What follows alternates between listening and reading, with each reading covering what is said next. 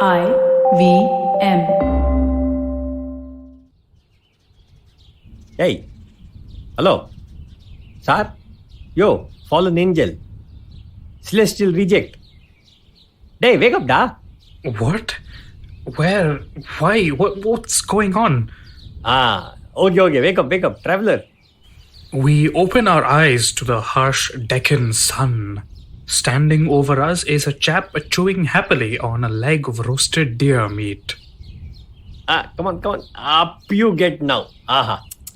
You know, I have seen these foreigners travel in some weird ways, but you guys really took the cake.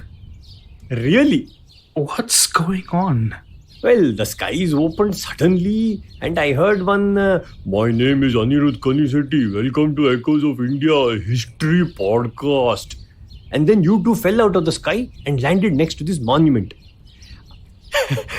And I used to think those Northy guys riding on elephants and on those hornless deer things were weird.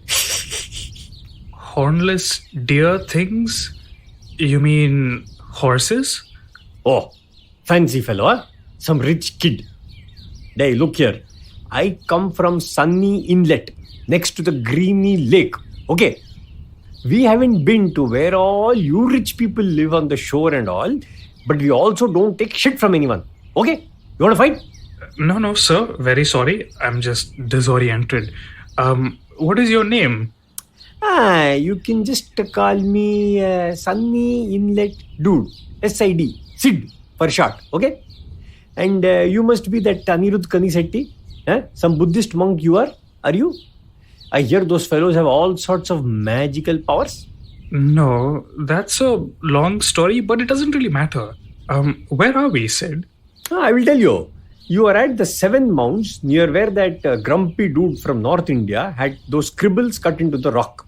The grumpy dude? Yeah, you know, what's his name? The Ashwatthama. Chichi, that is that elephant. 1 minute. Ashwin. Oh, no, he's not from the past. He's still playing. What is that? Ashoka. Ashoka Maurya? The ruler of the Mauryan Empire? The emperor of all of North and most of South India according to modern textbooks and random people on the internet? Mauryan Empire. What is that? And what are all these other words you said? India, textbook, internet. No. Hey, traveler fellow. This guy is the king of Magadha. You mean Magadha? That's what I said, no? Anyway, you actually come at the right time. The great dummy is about to honor us, ignorant fools, with the grumpy dude's deep insights into human nature. Come on, let's start walking. The sun is high in the cloudless blue sky, and it shines off a dry, thorny landscape with a sparse red soil. Not too far ahead of us, a crowd has gathered at the bottom of a hill. They're all dressed like Sid is, which is to say they're not really wearing a lot. Though even at this distance we can see simple gold ornaments on some of them. Sid chucks the deer bone and fusses with a bag tied around his shoulders. It seems to be filled with iron implements. Great dummy. Why is he a dummy, Sid? Well, because he won't shut up about this dummy thing he got from North India. You mean Dhamma? The Emperor Ashoka's Dhamma? That's what I said, no. See, this great dummy, used to be pretty chill. He's the son of the chief of the curvy hill across Delta. CHAD, Chad for short. But then he went to the coast where the grumpy dude is building one stupa. He met some Buddhists. He did some networking. Now the next thing you know, he's appointed himself a savior of us all. Who called him? Anyway, this grumpy dude wanted to set up this carving to enlighten everyone. So that great dummy, he helped him. See, I'm not complaining and all. Those northerners have some good ideas. Hey, you see this little silver thing? He's holding up a small disc with a hole punched through it and looking at us through the hole in the disc. Yes, Sid. This is a coin. This is named what? Coin. Just like one of these things means that my family doesn't have to hunt for a whole week. We can just give it to that family over at the next hill from ours and they will do the hunting for us. Can you imagine? We used to have to forge iron for them all the time. Now they basically work for us. Ah, what a beauty. You know what this thing is called? It's called a money. I want more of it, my precious. Ah, your iron workers, you forge and trade iron. As we walk, we see in the distance what looks like a huge mound of ash, the height of several men. On a distant hilltop are what seem to be great sheets of rock, carved and carefully balanced into imposing structures. Yes, my boy, we've been doing it for generations now. But it has never been this lucrative. My uncle who taught me, he barely had any work. Maybe once in a while when the village needed some defending. But me, I am going to make sure my nephews are all well settled as forgers in some big town on the coast. I just hope the little rascals don't get it into their head. Anyway, hey, here we are. The great dummy is about to start his recitation. Let's listen. In front of the crowd is a chonky individual standing next to a colorful banner in front of a rock. Carved into the rock are some rather poorly shaped symbols. With great ceremony, the chonky individual rubs a white powder into the symbols to make them clearer. Then he squints at them and hums and haws for a while, and then he turns to face the crowd. Okay, listen up. Thus says the beloved of the gods, he who is beautiful. Wait, that can't be right. He who is beautiful to look at. Whatever the beloved of the gods orders must be carried out in every respect. The officer is to be instructed, and he will instruct the people of the countryside, assembling them with the sound of the drums. Likewise, the local chiefs. Obey mother and father. Obey the teachers. Have mercy on living beings. Speak the truth. These virtues of Dhamma should be followed. Oh, really, great dummy. I wasn't planning on obeying my parents ever. Why is the great dummy telling us to have mercy on living beings when he himself is always eating wild hens? And he also says, thus you will instruct them on the orders of the beloved of the gods, and also you will ensure that elephant trainers, clerks, fortune tellers, and Brahmins instruct their apprentice according to ancient traditions that they should honor their masters. Righteous masters. In a family, relatives must treat each other with respect. This is the ancient custom, conducive to long life, and thus it must be carried out. So funny. I say, traveler fellow, the great dummy really outdid himself this time. So much comedy. You know, he does this to get his annual salary from that grumpy dude's agents. But he usually at least prepares beforehand. At least a little bit. Anyway, I'm just chumma taking his case. He's not really a bad sort, but he's become one big trader since that stone was set up here, you know. These Northy merchants keep turning up now to trade with us because of him. Good coins and all to be made, no? So much money. But they're also funny chaps. They speak some strange language, da. Plaklit, plaklit, plaklit, plakit. Something like that. They're very funny, you know. They replace every r with l. This is all very interesting, Sid. Yeah, early Magadhi Prakrit is a strange language. My name would be Anirudh if those guys were reading it. But leave that aside. I was told that Ashoka was a great and powerful and sexy emperor who ruled all of India and was so pious and so Buddhist, and his empire was so centralized, and that everyone obeyed him and his officials. Where on earth? What?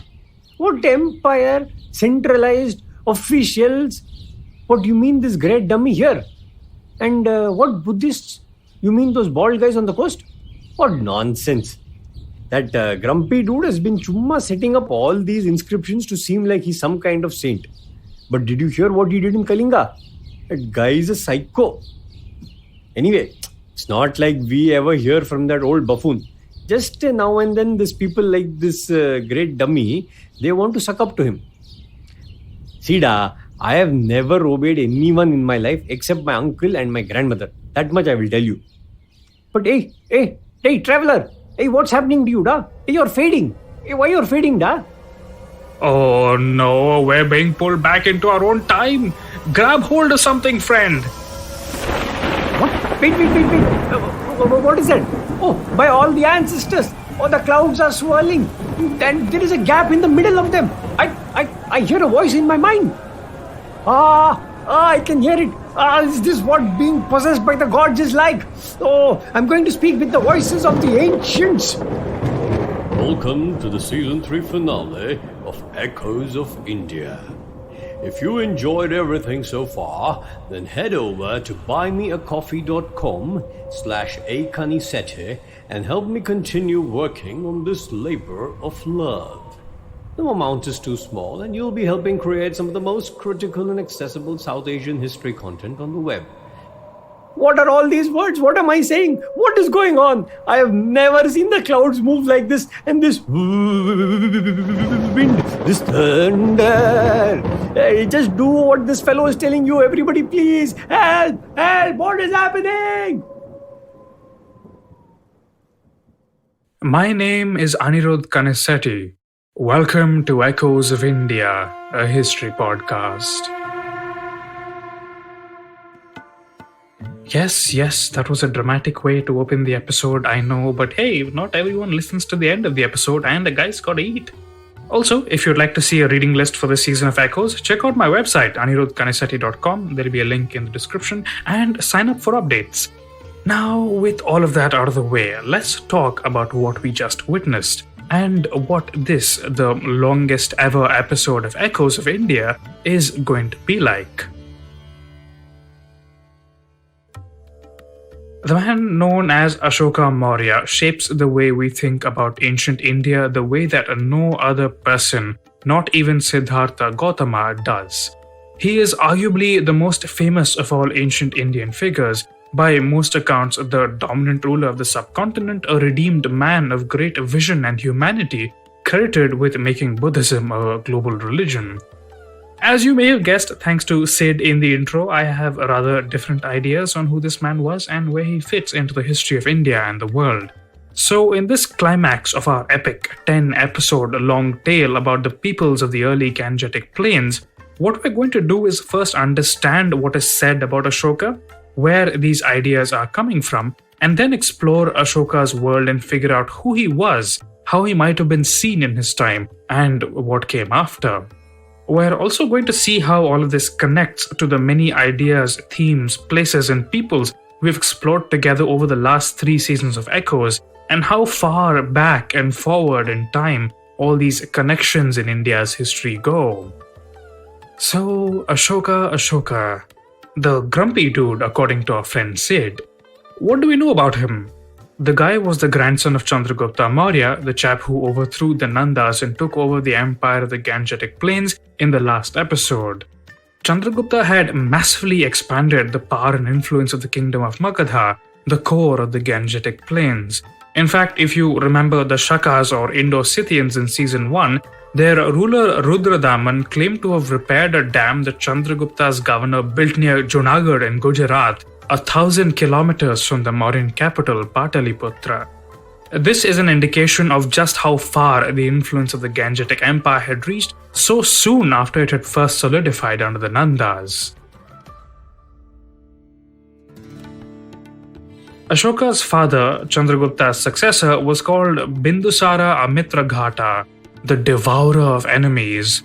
Precisely what Bindusara did with his time on the throne, we have no historical records to show, but he clearly kept the empire together after his father's death.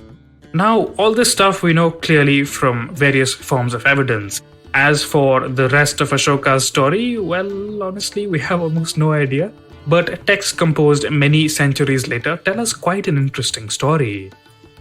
This is the version from a Buddhist text preserved in Sanskrit and Chinese sources called the Ashoka Vadana. Ashoka was among 100 sons of Bindusara, and he was ugly, his face covered in rough, bumpy skin, which made him the target of a merciless bullying in the Mauryan palace. Early in his life, he was appointed to rule as viceroy in the city of Ujjain, formerly capital of Avanti in central India. Remember Avanti? In episode 4 of this season, Mr. Brainy of Shavati saw it as the middle of nowhere in the 5th century BCE, but by Ashoka's time in the 3rd century BCE, it was a major trade node under the control of a new Gangetic empire that dominated Shavati, Rajagaha, Kushinara, and Ujjain alike. Here, Ashoka fell in love with a merchant's daughter, and they had a daughter together, Sangamitta, and a son, Mahinda. But Ashoka was always an ambitious sort, with his eye on the throne. He left Ujjain on his father's command and went to the city of Takshashila in Gandhara. Takshashila was where Mr. Fighty in episode 8 of this season, set in the early 4th century BCE, was from. You might remember what a grand city it would become under the Indo-Greek and Kushan kingdoms in later centuries if you've listened to season 1 of Echoes. But many centuries before all that, when Takshashila was still dominated by the distant city of Pataliputra in the Gangetic plains, Ashoka helped put down a rebellion by local peoples caused by the high-handed behavior of his brother Sushima Maurya. This established him as a highly capable candidate for the throne. In the chaos caused by the death of their father Bindusara, Ashoka managed to rush back to the capital of Pataliputra and seized control of the city. Sushima marched on him with an army, but Ashoka tricked him by setting up a dummy on an elephant in front of the city gates. Sushima thought the dummy was Ashoka and charged at the elephant on his own elephant, but Ashoka had set up a pit filled with hot coals in front of it, and Sushima fell into it and was roasted alive. Soon after, Ashoka murdered most of his remaining brothers and unleashed a reign of terror in Pataliputra. The guy was paranoid and an absolute sadist. You can see a well today in the city of Patna, Bihar, which is supposed to have been where Ashoka's dungeon was located, but that's probably a modern invention by tour guides. Now, in this dungeon, where there were presumably no dragons, Ashoka spent more and more of his time watching his torturers at work, but slowly found himself growing bored, dissatisfied. Sadism no longer brought him any joy. One fine day, a Buddhist monk happened to wander into the dungeon. Ashoka couldn't stand the peaceful expression on the guy's face and ordered him to be tortured, relishing the potential excitement of breaking his mind. But no matter what the torturers did, skinning him alive, pulling out his nails and teeth, the monk didn't seem affected at all. He just bore the bodily sensations in silence. Watching him, Ashoka slowly realized what a messed up person he'd become, released the monk, made him his advisor, and turned to Buddhism. Of course, we can't really believe much of this story because, of course, Buddhist sources would want to present Ashoka like this to make it seem like Buddhism could redeem even the most horrible people. But this might also suggest that Mauryan rule was highly contested and unpopular in Gandhara, and even in their core territories. It might be that some of these memories have kind of remained and have been preserved in literature from a much later period. But even after his conversion, according to the Ashoka Vadana, Ashoka was still ruthless, paranoid, and power-hungry. The Ashoka Vadana claims that he ordered thousands of Jains and Ajivikas slaughtered, but even that was not enough. Ashoka needed to do something to equal the conquests of his father and grandfather.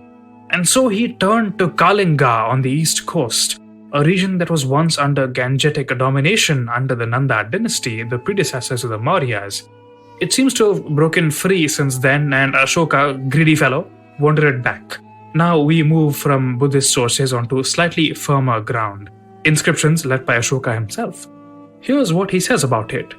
Yeah, he speaks in the third person and calls himself Deva Nam Piya Piya the Sea, meaning the beloved of the gods who is beautiful to look at. He's a strange chap.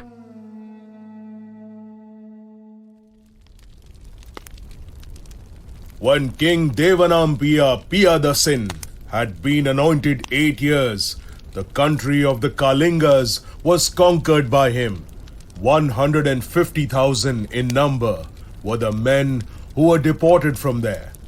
100,000 in number were those who were slain there, and many times as many died. Now, here's where things might get mucky. In this inscription, Ashoka immediately after says, After that, now that the country of the Kalingas has been taken, Devanampiya is devoted to a zealous study of Dhamma, to the love of Dhamma, and to the instruction of people in Dhamma. This is the repentance of Devanampiya on account of his conquest of the country of the Kalingas. For this is considered very painful and deplorable by Devanampiya, that while one is conquering an unconquered country, slaughter, death, and deportation of people are taking place there. oh wow, you might be thinking. This is amazing. Ashoka was a messed up guy, but he was clearly traumatized enough by what happened in Kalinga that he decided to confront and learn from his mistakes and become very peaceful, right? At least that's how nationalist Indian leaders in the mid-20th century wrote about him. It's a great story after all. Everybody likes a good redemption arc, and nationalists needed to find unifying ideas in ancient Indian history to bind together this vast, diverse subcontinent torn apart by the impact of British colonialism. After all those horrors, it was very nice to think of some utopian universal emperor who ruled all of India, thus starting Indian history on such a peaceful, united, and civilized note, isn't it? But let's hear what else Ashoka is saying. But the following is considered even more deplorable than this by Devanampiya.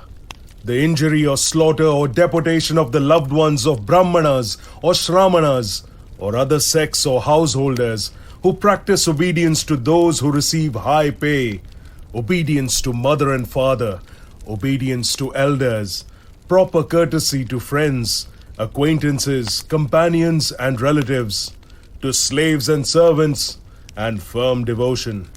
Or if there is misfortune to their friends, acquaintances, companions, and relatives, because even if they are well provided for, this misfortune becomes an injury to those persons themselves. This is shared by all men and is considered deplorable by Devanampiya. There is no country where these two classes, the Brahmanas and the Shramanas, do not exist, except among the Yona. And there is no place in any country where men are not attached to some sect. Therefore, even the 100th part or the 1000th part of all those people who were slain, who died, and who were deported at that time when the country of the Kalingas was taken, would now be considered very deplorable by Devanampiya.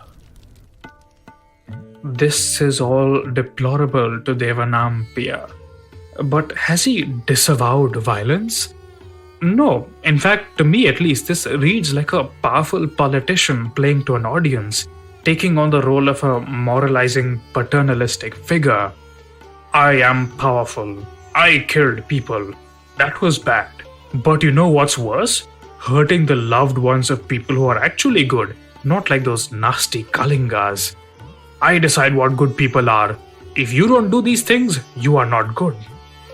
There's this element of deflection and a veiled threat rather than genuine remorse, which is fine. Ashoka is clearly trying to dress up his military dominance and morality, which is what every successful empire, right down to the USA today, does. But let's not romanticize Ashoka and pretend that he's ruling by some moral authority that derives from anything other than his own self-conviction, even if it certainly has Buddhist influence, which we'll come back to later.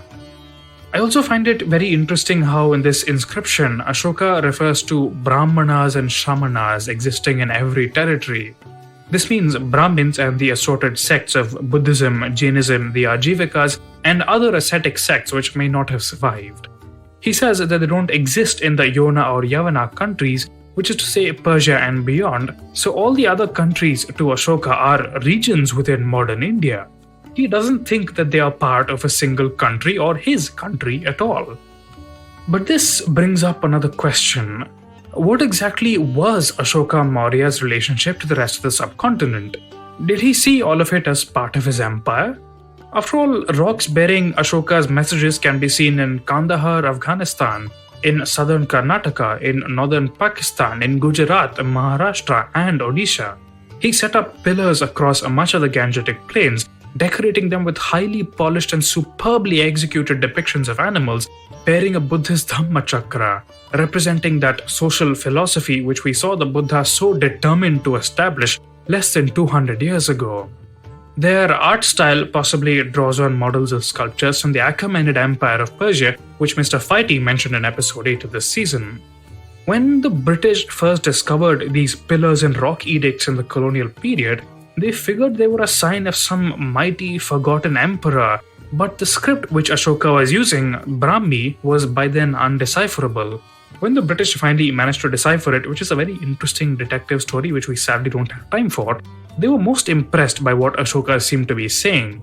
His inscriptions make him seem like the ideal Indian king, tolerant and humane, very much in line with European ideals of kingship at the time, as well as emerging stereotypes of India as a kind of oriental land of spirituality, a made-up idea which most of us believe in today. Anyway, Europeans were also big fans of the Buddha because, well, Buddha's texts make him out to be a most charismatic and progressive individual, again in line with ideas from the European Enlightenment period, unless one reads them as critically as we have through the season. So when the British were writing the first modern histories of India, they made Ashoka out to be some great Buddhist paragon, a sign to them of what India could be before it was taken over by nasty superstitions until they came to rescue us. But again, let's cut through all the crap and focus only on what the evidence actually tells us. Realistically, for anyone to rule a landmass as vast and diverse as India is not easy, especially when you can't rapidly send military expeditions to prevent rebellions from spreading. Through this season, we saw how the establishment of Magadha as the dominant power in just one part of India, the Gangetic Plains, took so many generations and so much suffering. So how did Ashoka, this king of Magadha, manage to leave inscriptions in so many places? His inscriptions also refer to something called a Dhamma Vijaya, a victory through righteousness, rather than victories through conquest.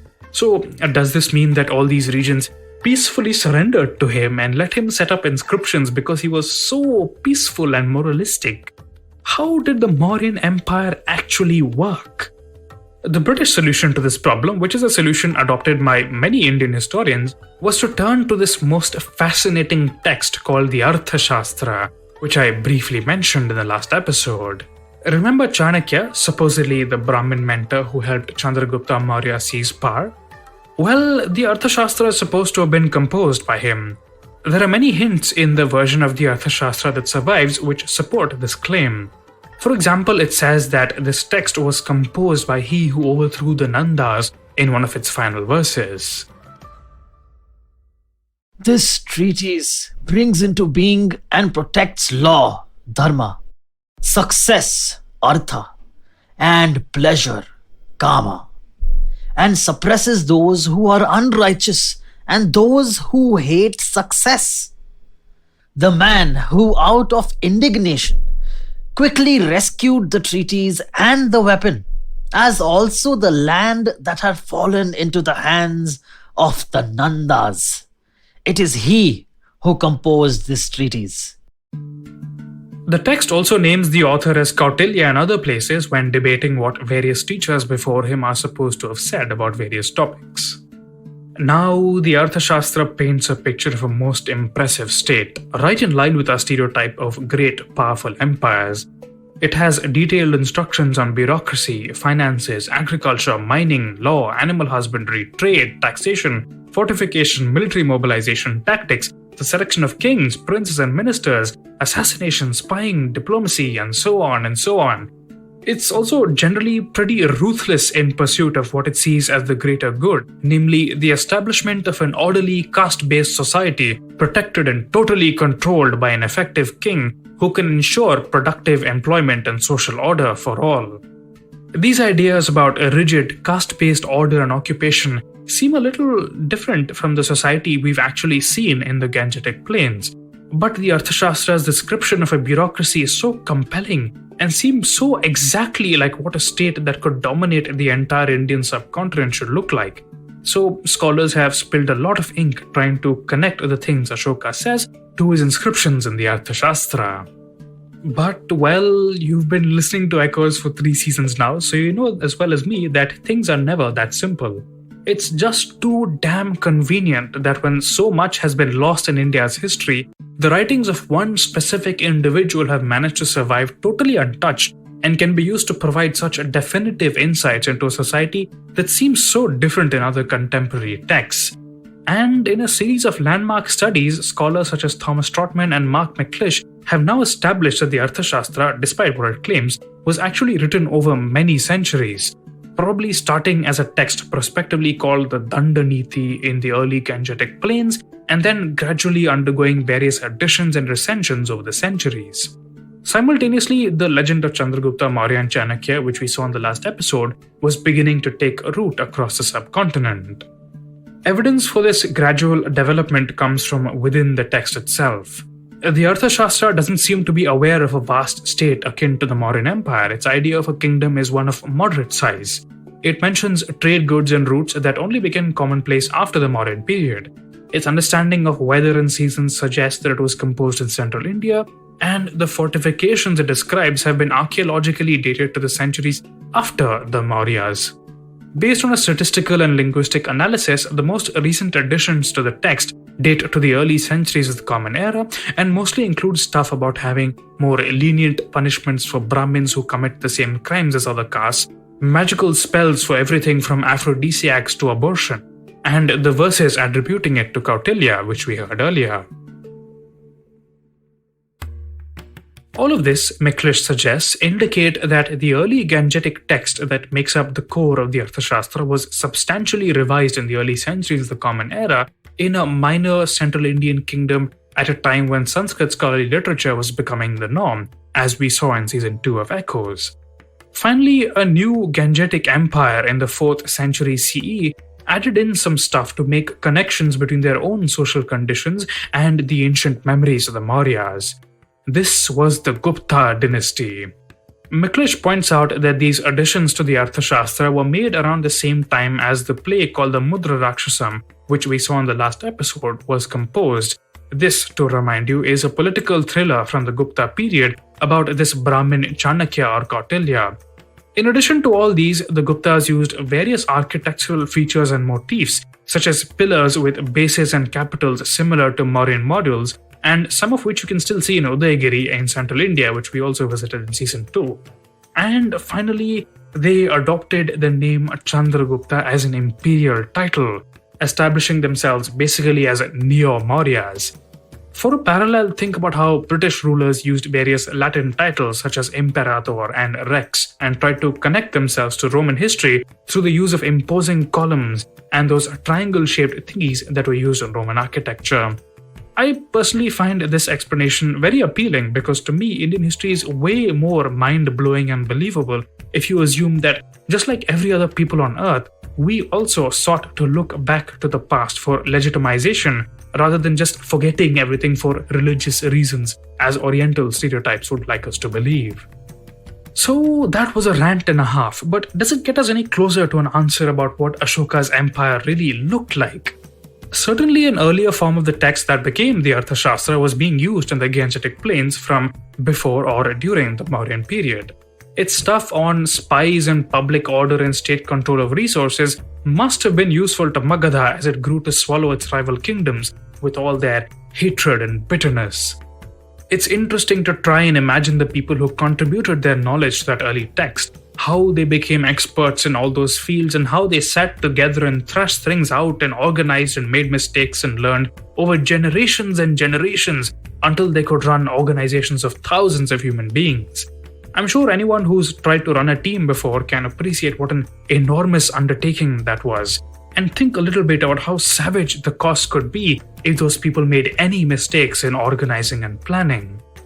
Anyone who's run a startup can tell you how it feels to know that if your organization isn't the best, you will be swallowed by a bigger fish.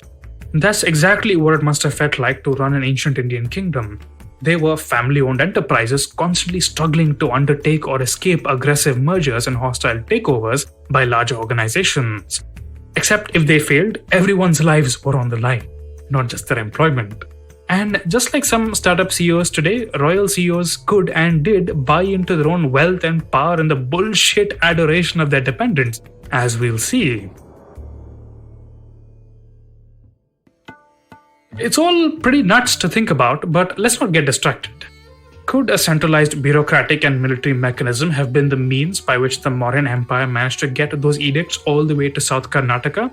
It's more than a month's ride away by horse with no mentions or evidence of Mauryan highways or garrisons in the region to improve communications networks. So, to answer this question, it's time to return once again to the land of my birth, the land of my heart's blood, the Deccan. In the first couple of episodes of this season, we saw how, through a series of snowballing changes, economies and cultures in the Gangetic Plains grew more and more complex. Southern India, for reasons that are still unclear, didn't evolve in necessarily the same way. Around 1200 BC or so, roughly the time that the Harappan civilization in the Indus Valley was in terminal decline, and the people who call themselves Aryas appear in the genetic record in northwest India, people south of the Narmada gradually began to use sophisticated iron tools and undertake pretty impressive engineering feats centered around great stone slabs called megaliths. Archaeology shows us that most of these megaliths appear on hilltops or near water sources, and some of them include human remains who seem to have been buried with various possessions, gold jewelry, iron weapons, that sort of thing. This is all quite a contrast to the main remains from before 1200 BC in South India, which were mostly gigantic ash mounds apparently made by pastoral tribes who would gather and burn cow dung in specific spots over generations for reasons which we may never fully understand. The emergence of these sites and of what seemed to be some individuals deserving of burials under these megaliths that I mentioned marks a change. It seems that after 1200 BCE, people in southern India became increasingly familiar with some kind of political hierarchy, and that notions of what was sacred were evolving. Villages were starting to emerge with some forms of economic specialization based around clan groups. Rice cultivation also began to spread, as well as local networks of exchange. This continued to grow more complex over the centuries, but in South India, agricultural and population explosions didn't happen at the same scale as they did in the flat, fertile Gangetic Plains. The largest settlement that we know of South India in the time was probably about 1,000 people, compared to Pataliputra in the Gangetic Plains, which had 400,000 people during the Mauryan period. This is all in no way to say that these people weren't as intelligent or as capable of complex cultures as those in the Gangetic Plains. After all, the people who composed the elaborate ritual formulae of the Vedas left no trace in the archaeological record. The evolution of civilization and urbanism is not some sign of inherent superiority. Anyway, fast forwarding 800 years through all the wars and religious revolutions of northern India that we saw in this season, by the 4th century BC there was a vast empire in the Gangetic Plains, which had absorbed many regions into its fold and had enormous amounts of capital, thousands of goods to trade, and thousands of monks who wanted to spread their religion. It was right next to South India, then a relatively sparsely populated, warlike, geographically distant but potentially economically productive region. And now, according to archaeology, ever larger networks of religious and economic interaction begin to emerge across the Indian subcontinent. Chiefs in southern India suddenly had extremely profitable northern markets to sell to, and there was also a North Indian ruler, Ashoka, who was keen to pretend that the south was a part of his sphere of influence. Maybe this is what Ashoka's Dhamma Vijaya means. By using his economic dominance to cajole other rulers to put up basically meaningless inscriptions in their territories, and spending a lot of money on having dudes read out his proclamations periodically, he could convince himself and his domestic audience that OMG, I am so powerful and so peaceful that everyone listens to me. Of course, as we've seen in the beginning of the episode, how people in the rest of India saw him was probably very different. Archaeological studies conducted by Professor Namita Sugandhi of Hartwick College at the site of Tekkalakota in Karnataka suggest that while South India was part of wider subcontinental networks of exchange, the Mauryas had little to no political footprint or influence in the region at all. Professor Himanshu Prabhare agrees, suggesting that what influence the Mauryas had was indirect, based on informal networks and connections with autonomous South Indian polities who were part of Magadha's greater sphere of economic influence. What networks the Mauryas did have were supported by enterprising Buddhist monks and merchants. Buddhists especially were very active in southern India and dominated almost completely for many centuries, as we saw in season 1 of Echoes. To see the Mauryan Empire as a network of many institutions, many peoples, and primarily as a northern Indian state is very challenging. Thanks to those 20th century nationalists that we talked about earlier, we're taught from the beginning of our school lives that Ashoka was the first emperor of quote-unquote united India. We're taught that India has always been united under North Indian Empire centered on the Gangetic Plains, but that impression is only created by leaving out the histories of vast regions and skipping through time periods that tell us the exact opposite. The reality of our past is that, just like Europe, it is the norm for India to have a number of distinct, unique geopolitical regions that often participate in an overarching and constantly evolving culture. The earliest example of this overarching culture is from the Mauryan period because of all the economic, cultural, and religious trends that we've seen through this season. Rather than try to insist on brittle and anachronistic claims of political unity, I find it much more interesting to think about the evolution and interactions of India's regions within these cultural networks. And as we'll hopefully see in future seasons of Echoes, even if these networks were first anchored in northern India, it would not be long before it would be challenged by the rest of the subcontinent. Now let's leave behind the warlike ancestor-worshipping peoples of southern India and return to the north, where we began this season and where we will end it. Let's see how Ashoka Maurya represents an extraordinary culmination of the evolutions we've seen in the last 9 episodes of this season, and what a unique and fascinating figure he is when stripped naked of all the myth-making around him. Something we've frequently come back to earlier in this season is, who writes history? How is a religious tradition formed? Ashoka Maurya offers us for the first time a definitive proof and a date for how one particular religious practice emerged, pilgrimage and the veneration of relics. Remember what the Buddha said to Ananda when he died in episode 6? Ananda, there are 4 places which will arouse emotions in the faithful. Which are they? Here the Buddha was born is the first. Here the Buddha achieved supreme enlightenment is the second. Here the Buddha set in motion the wheel of the Dhamma is the third. Here the Buddha achieved the great Nibbana without remainder is the fourth. And Ananda, the faithful monks and nuns, male and female lay followers, they will visit those places. And any who die while making the pilgrimage to these shrines with a devout heart will, at the breaking up of the body after death, be reborn in a heavenly world. Here the Buddha was born will be the first place, where pilgrimage will allow the faithful to be reborn in heavenly world. Did Buddha really say these words? We don't really know. But by Ashoka's time, he might as well have said them because Buddhism had changed into a popular imperial religion. From a minor pillar edict of Ashoka at Lumbini, the birthplace of the Buddha. When King Devanampiya Piyadasin has been anointed 20 years, he came himself and worshipped this spot because here the Buddha Shakyamuni was born. He both caused to made a stone bearing a horse and caused a stone pillar to be set up to show that the Blessed One was born here. He made the village of Lumbini free of taxes, paying only an 8th share of the produce. This is such a bloody fascinating inscription to me, because here you have a king of Magadha all the way in the foothills of the Himalayas, and the region is evidently totally under his control. He's come all this way, evidently along with the bureaucracy and court apparatus, and erected this pillar, perhaps to singing, dancing, and the pouring of perfumed water.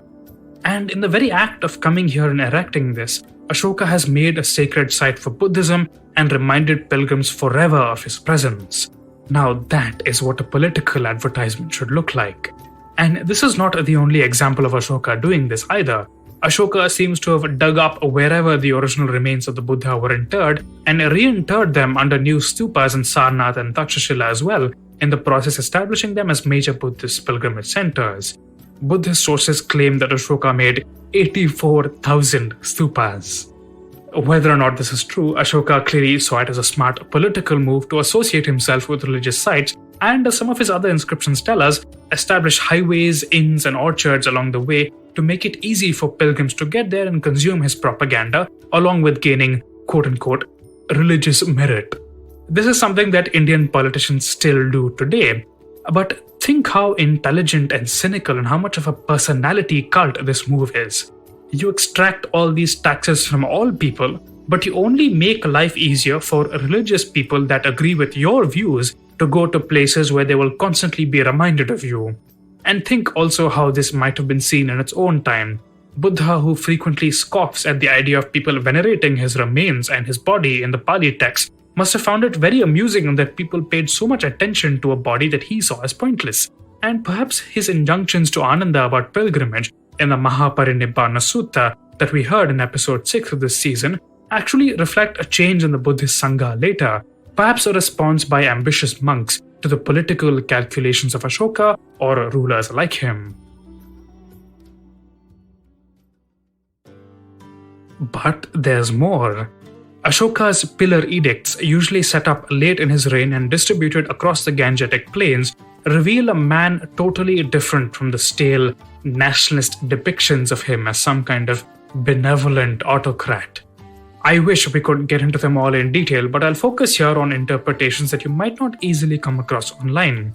Here are edited excerpts from Major Pillar Edict number 4, erected on towering pillars called Dhamma Stambhas across the Gangetic plains, looming over the peoples of this land, drenched by the waters of the Himalayas and the blood and ideas of so many generations. For context, Lajukas here are the Prakrit form of Rajuka, a king's official. King Devanampiya Piyadasin speaks this. The kings of times past desired that men might be made to progress by the promotion of Dhamma, but they did not adequately promote this Dhamma, and men did not progress.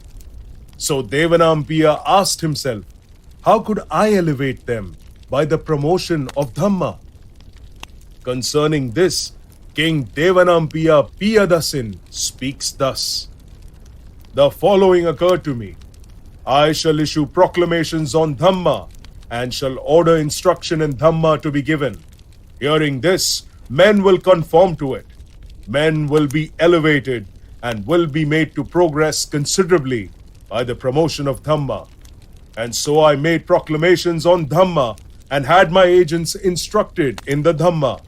I ordered these agents, who are occupied with many people, to exhort them and explain Dhamma to them in detail.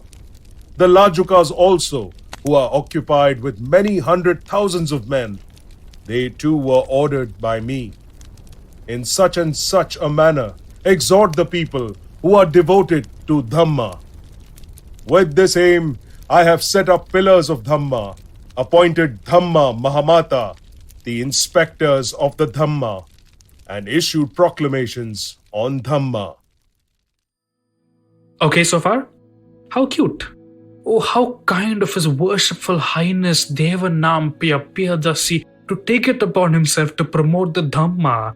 Would the Buddha who emerged out of the forest practically unknown in the beginning of the season have ever imagined that a king would demand that his officers preach Dhamma to hundreds of thousands so that they might all conform to it? But how are these officers to preach the Dhamma? King Devanampiya Piyadasin speaks thus. This rescript on Dhamma was caused to be written by me when I had been anointed 26 years. My Lajukas are occupied with the people, with many hundred thousands of men.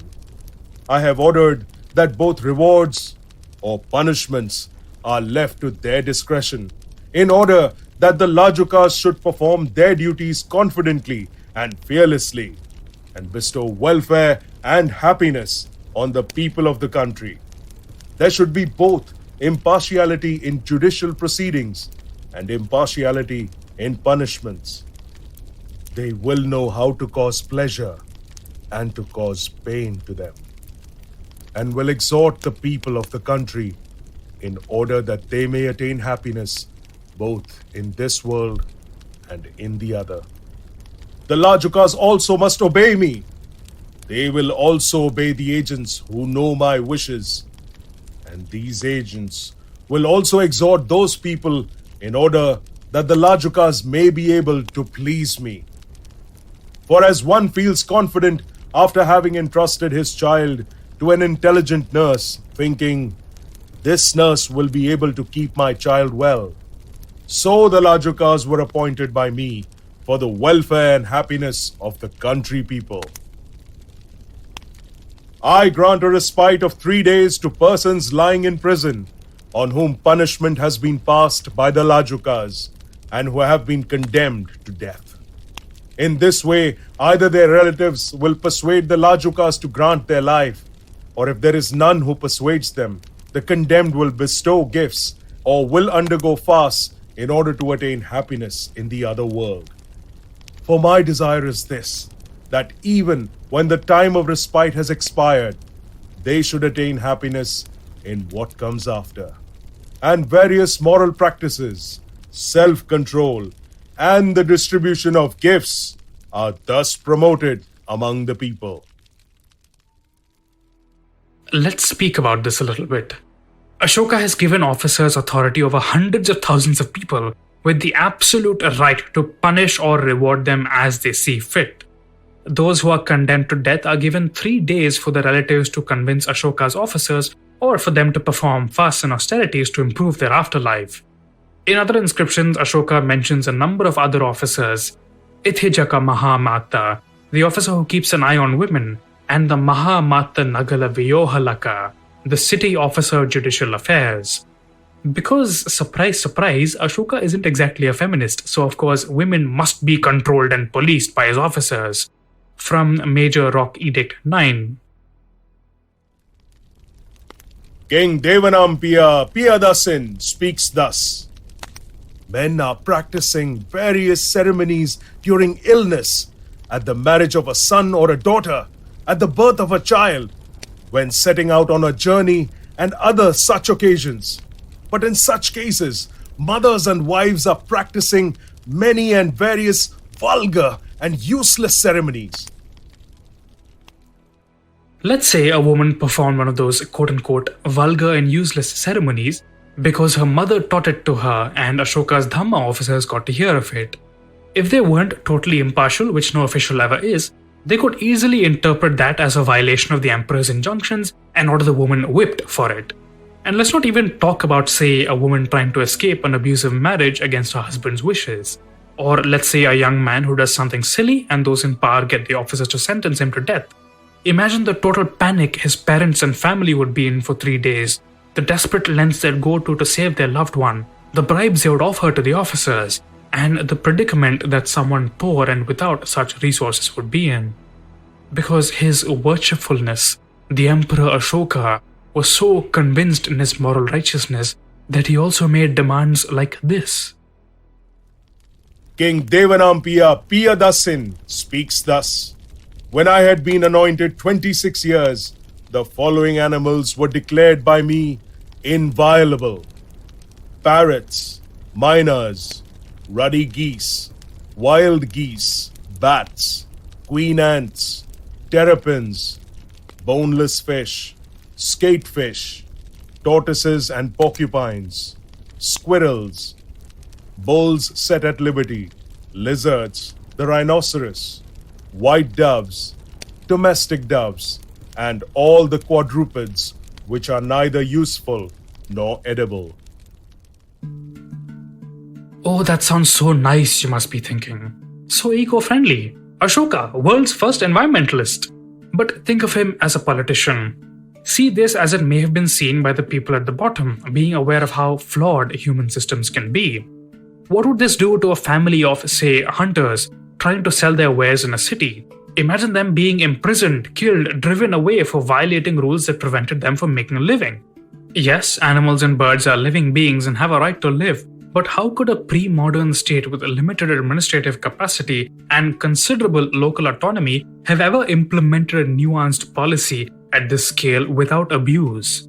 We can see in India today what happens when unaccountable politicians have the support of popular religions to enact totalitarian policies that severely affect common people.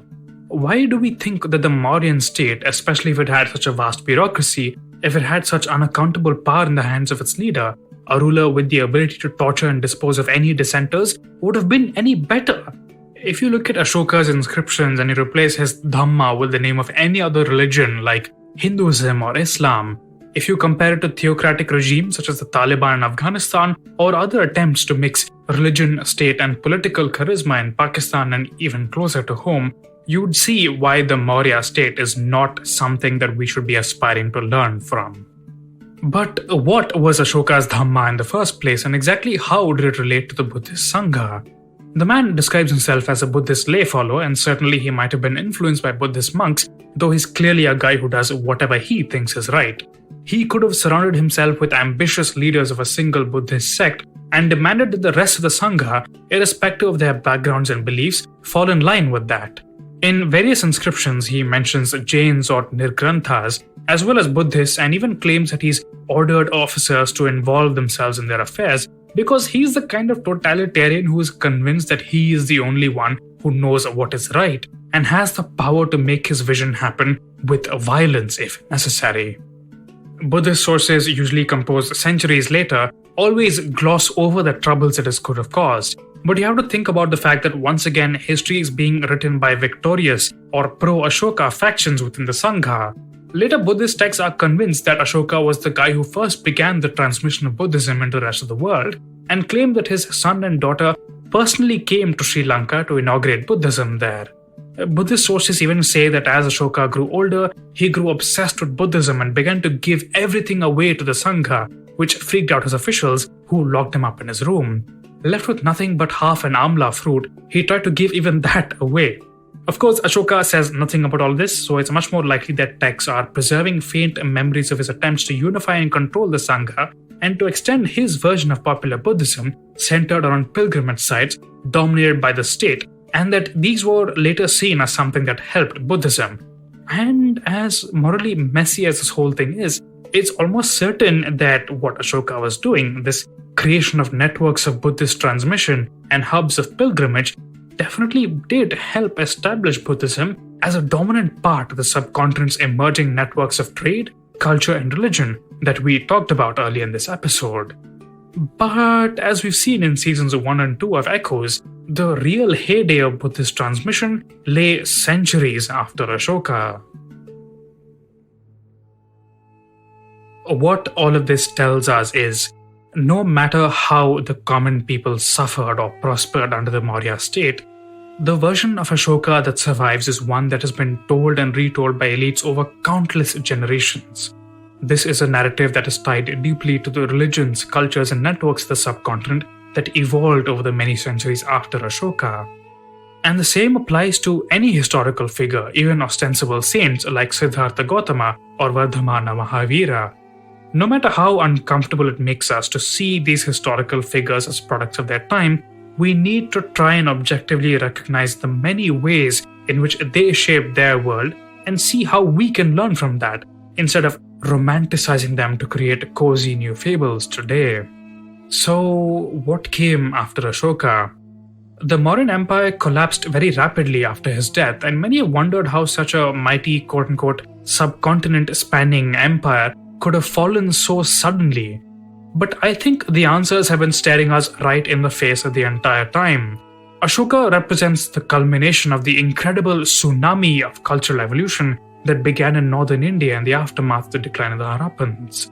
In this one profoundly morally grey individual, we see the evolution of ideas of kingship, the development of the institutions of the state, the growth of populations and religions, the emergence and spread of cities, the clash of many political systems, tyranny, benevolence, and awareness of the world, the evolution of deep and enduring cultural ideas that would spread through many networks, many peoples across the subcontinent.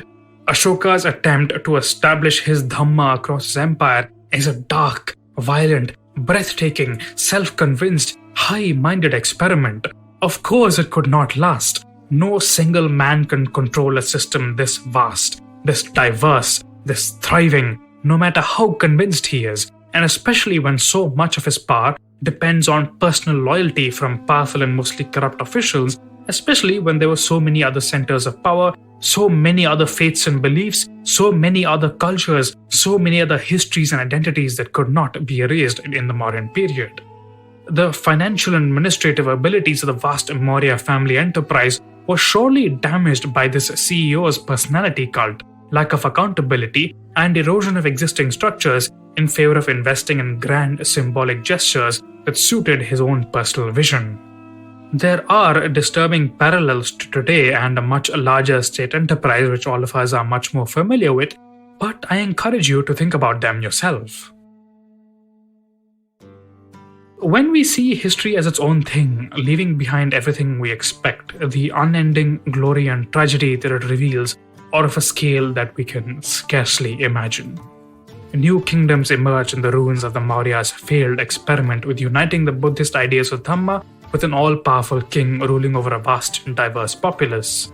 In the northwest, the Greeks, merging with Indian ideas, would campaign down the Gangetic plains. They would also absorb the Buddhist royal culture of the region, and soon Gandhara, a place where the Buddha never visited, would soon develop its own thriving Buddhist legends. In Kalinga, which Ashoka so brutally conquered, a new ruler called Kharavela would rise and embark on a series of raids into the Gangetic plains.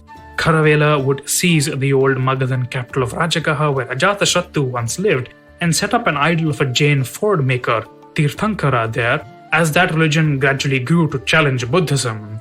In Andhra, the coast which Sid mentioned early in this episode, a minor port on the Krishna River where North Indian Buddhist monks settled during Ashoka's time, would soon see Andhra monks buried in its megalithic sites and gradually become the home of the magnificent Amaravati Stupa. Further south, the ports of the Tamil country would emerge to do a roaring business with the world of the Yavanas or Yonas, participating in the subcontinent spanning religious and economic systems which the rise of Magadha enabled. In the Deccan, the mighty Satavahanas would rise, interacting with North India, creating a polity that owed nothing to the Mauryas and simultaneously challenged and participated in the new literary cultures of northern India. To their northwest, a great movement of people from Central Asia, including the Pahlavas, the Shakas, and the Kushanas, once again connected the amazing world of the subcontinent to the rest of Afro-Eurasia. And as the Kushana Empire in the north declined, North Indian military aristocrats who had once been subordinate to them rose to create a new Gangetic empire, the Guptas, short-lived but once again unleashing a wave of Sanskritic and Brahminical cultural and religious ideas across the subcontinent until brought to a close by new Central Asian peoples, the Hunas, and replaced once again by regional kingdoms in the Gangetic plains. All of this is a story we explored in detail over the course of the first couple of seasons of Echoes, and as I look back, I feel like I've been working on this script for years, lost in this enormous history, and I feel so lucky to be able to see it, to learn from it, and to be able to share it with you. But this is just the beginning, because in the centuries after the collapse of the Guptas, many other parts of the Indian subcontinent would develop their own imperial systems and do what Ashoka did, experimenting with imperial religions to control diverse populations with far more success. Waves of temples would rise across this vast land, new superpowers would ascend to rule, South Indian drums would be heard in the icy peaks of the Himalayas, in the balmy climes of the Ganga in Bengal. Southeast Asia would resound with Sanskrit verses. Massive fleets of Chinese and Arab ships would visit India's coasts. It is a story that is often forgotten, and it is a story that I will be telling you very soon. After nearly 3 years of work, my first book, A New Popular History of Medieval India with the Deccan and Southern India at its heart, is due to be published at last in November or December. With it will come a new season of echoes and new ways of thinking about our incredible land embraced by the Himalayas and the 3 oceans. In season 4 of Echoes, we'll meet the mighty dynasties, the Cholas of Tamil Nadu, the Palas of Bengal, the dynasties of Assam and Odisha, the Pratiharas and Paramaras of West Central India, the Chaulukyas of Gujarat, the Chalukyas and the Rashtrakutas of the Deccan. We'll cross the oceans to visit the thriving ports of Srivijaya in Indonesia and the great city of Angkor in Cambodia. We'll watch the growth and spread of Tantrism and the age of Shiva in the Indian subcontinent. It would mean the world to me if you would join. It takes hundreds of hours to create all of this, and a donation on buymeacoffee.com/akanisetti. I'll also put my PayPal and UPI ID in the description below. All of this will help me keep doing this labor of love for all of you.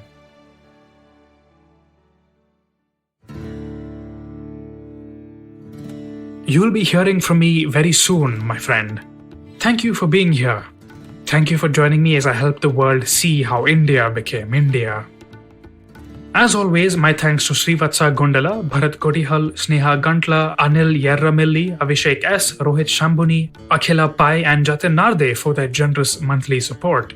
And to my producers and editors at IVM Podcasts, Vinay Joshi, Tejas Shringarpure, Sagar Mhatre, Ekta Valecha, to Karthik Sitaraman, Peter Abraham, Jalasmi Hathi, and Antrix Thakkar for their voices. It takes so much work to bring ancient India to life, and you have all helped make this journey so much easier. Help out the IVM Podcast Network by listening to Echoes, Yuddha, and other interesting shows on the IVM Podcast app or wherever you get your podcasts. And for those of you who've been with Echoes since the beginning, all I can say is, Fakataka forever, and meet me to get your chicken tikkas.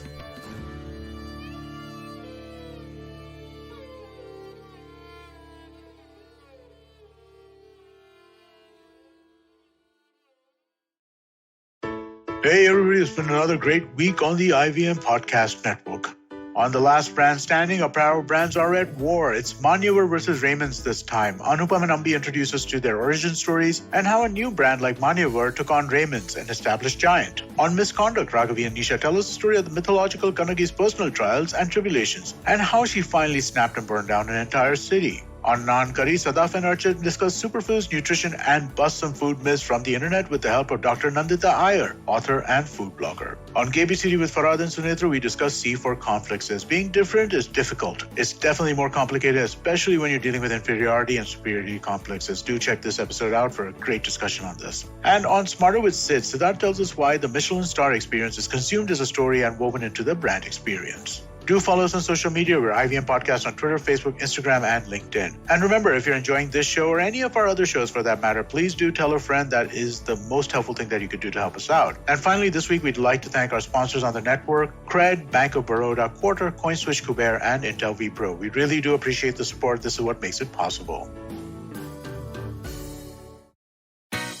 Eventually, you'll see the end of your childhood. Get accustomed to womanhood. Enjoy the experience of sisterhood. Might get to wifehood. Or not. Choose motherhood. Or not. You'll learn to define your personhood. Earn a livelihood. Change the neighborhood. And get rid of the falsehood that life post-academia is easy. So join me, Natasha. And me, Ayushi. On a journey from station starting point. To station, what now? Next station, Pudin station. And hopefully, Agla station, adulthood. Fresh episodes out every Thursday.